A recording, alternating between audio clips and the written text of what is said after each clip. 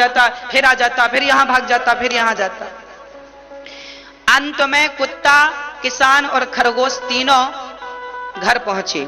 तो घर में जो अतिथि आए थे उन्होंने देखा खरगोश बिल्कुल शांत खड़ा था, कोई थकावट नहीं थी, कोई परेशानी नहीं थी। पर जो कुत्ता था वो हाँफ रहा था, परेशान था, बड़ा थका हुआ लग रहा था। तब उस रिश्तेदार ने किसान से कहा, क्यों, क्या खेत बहुत दूर था? किसान ने कहा, खेत दूर नहीं था, खेत तो पास में था, तो ये कुत्ता थक क्यों गया? तब किसान ने कहा कि ये खरगोश तो मेरे साथ सीधा सीधा आ गया, तो ये थका नहीं, पर ये कुत्ता है, यहां वहां भागता हुआ आया सो थक गया। बस भक्तों, अब आपको क्या बनना है वो आप देख लीजिए। खरगोश बनना है या हमें पहुंचना है परमात्मा तक, मंजिल है ईश्वर। अब आप सीधा रास्ता चलोगे तो जल्दी पहुंच जाओगे। सीधा मतलब कोई गाली दे रहा है, देने दो, कोई भौंक रहा, भौंकने दो, कोई अपमान कर रहा, करने दो, हमें तो बस सीधे रास्ते पे चलते चलना, हमें उलझना नहीं। एक तो ये रास्ता है सीधा वाला, और फिर एक दूसरा रास्ता है कुत्तों की तरह कि थोड़ी देर किसी ने आपको भौंका तो आप भी जाओ उसके पास भौंकने के लिए। कुत्ता को किसी ने भौंका तो वो भी चला गया, भौंका फिर वापस आया, फिर दूर चला, फिर किसी ने भौंका फिर चला गया कुत्ता, फिर उसको भौं भौं करके फिर आया। तो या तो फिर आप जवान लड़ाते हुए संसार वालों से उलझते हुए, लड़ते झगड़ते हुए आगे बढ़ो। तो लड़ते झगड़ते हुए आगे बढ़ोगे तो भी सच्चे मार्ग पर चलोगे तो पहुंचोगे जरूर, तब तक थक जाओगे। तो जीवन भगवान तक पहुंचना कठिन नहीं है, पर वो सरलता, वो सहजता आ जाए तो संभव है। इसलिए भगवान शिशुपाल की 100 गालियां क्षमा करते हैं, फिर भगवान सिर काटते हैं। अंत में भगवान के शरीर में उसकी दिव्य प्राण ज्योति समा गई, भगवान ने उसे मुक्त कर दिया। राजा परीक्षित ने प्रश्न किया, गुरुदेव शिशुपाल ने गालियां दी, भगवान ने फिर भी मुक्त कर दिया, क्यों? तब भगवान ने कहा कि भगवान कहते हैं कि कोई भगवान को भाव से भजे या कुभाव से भजे, कोई कैसे भी भाव कुभाव अनख आलस हूं, नाम जपत मंगल दिशि दसहूं। भगवान तो कल्याण करने वाले हैं, वो तो तार ही देते हैं। कोई भाव से पूतना को तार दिया तो शिशुपाल तो दर्शन कर ही रहा था।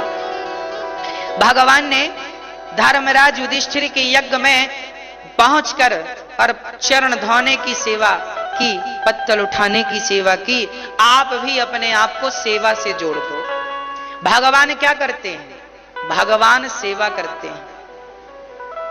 भगवान भी जब द्रौपदी की बटलोई के सारे चावल खत्म हो गए थे और 10,000 साधु घर में खड़े थे भोजन कराने के लिए, तब द्रौपदी ने भगवान को पुकारा, प्रभु आओ, भोजन नहीं है, बटलोई मैंने धुल ली। बटलोई थी द्रौपदी के पास, जब तक द्रौपदी भोजन ना करे तब तक उस बटलोई से वो लाखों लोगों को भोजन करा सकती थी। पर आज बटलोई धुल चुकी। तब 10,000 साधु आए भोजन करने के लिए। दुर्वासा जी कहा, स्नान करके आता हूं। स्नान करके वो वापस आए, उसके पहले द्रौपदी ने भगवान को बुलाया तो भगवान एक ही पुकार में आ गए।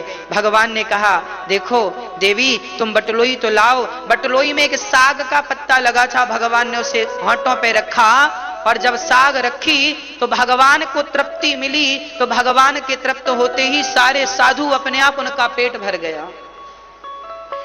भगवान सबका पेट भरने वाले हैं। हम कभी ये ना कहें कि हम तुम्हें खिलाते हैं। कई बार आप लोग ये अहंकार कर लेते हैं कि हम तुम्हें खिला रहे हैं, हम तुम्हारा पेट भर रहे हैं। हमारी मासी जी ने हमें बचपन में एक कहानी सुनाई थी, वो मैं आपको सुनाना अनिवार्य समझ रहा हूं। एक राजा की 7 बेटियां थीं। एक दिन राजा ने अपनी 7 बेटियों से पूछा, मंत्रियों से पूछा, संतरियों से पूछा, ये बताओ कि तुम किसके भाग्य का खाते हो? तो मंत्रियों ने कहा, राजा हम तो आपका खाते हैं, आप खिलाते हैं, हम खाते हैं। सारी प्रजा ने कहा, राजा जी हम, अच्छा राजा से पंगा कौन लेता भला? सब ने कह दिया, राजा हम तो आपका खाते हैं, आपका दिया खाते हैं, आप ही हमारे भगवान हो। अपनी बेटियों से पूछा, बेटी तुम किसके भाग्य का खाती हो? बेटी ने कहा, पिताजी आपके भाग्य का। 6 बेटियों ने कहा, पिताजी आपके भाग्य का खाती हैं। आखिरी में एक बेटी ने कह दिया, पिताजी हम तो अपने भाग्य का खाते हैं और भगवान जो खिलाते हैं सो खाते हैं।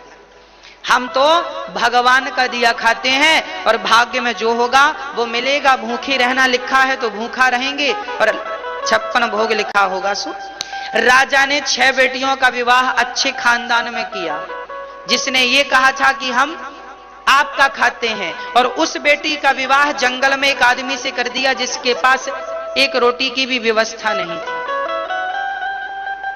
गरीब से गरीब आदमी से कहा, तूने कहा कि मैं अपने भाग्य का भगवान तो खिलाता है, तेरा भगवान तो खिलाए, तू भगवान के भरोसे है। वो राजा अहंकारी था, उसे लग रहा था मैं ही सबको खिला रहा हूं, और बेटी ने कह दिया कि मैं भगवान का दिया खाती हूं। उसे बुरा लगा, उसने बेटी का विवाह गरीब आदमी से कर दिया। देखता हूं तू कैसे खाती है, और देख मेरी बेटियों का मैंने अच्छे विवाह किया घरों में। समय बदला, जंगल में वो रहने लगी अपने पति के साथ, पति की सेवा करने लगी। वहां पर एक नाग नागिन रहा करते थे, तो नाग के भीतर मणि थी। वो स्त्री जंगल की लकड़ी बेचती, गांव में कुछ पैसा मिलता तो अपने पति को दूध पिलाती, पति को भोजन कराती, चरण दबाती और पातिव्रत धर्म का पालन करती। और कुछ दूध बच जाता तो सांप सर्पणी को भी दूध पिला देती।